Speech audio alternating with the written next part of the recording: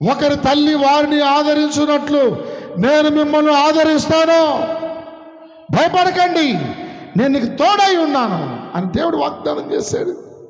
ఈ వాగ్దానం ఎవరికి?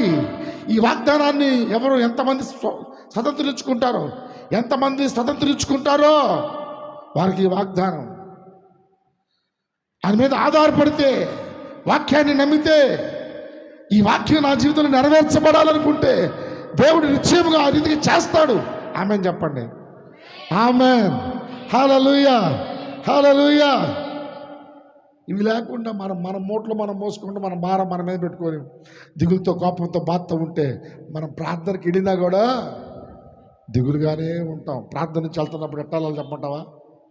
సంతోషంగా, ఆనందంగా, బలముగా వెళ్ళాలి. బలముగా. ఏ బలం అంటే ప్రార్థనా బలం. హల్లెలూయా, హల్లెలూయా.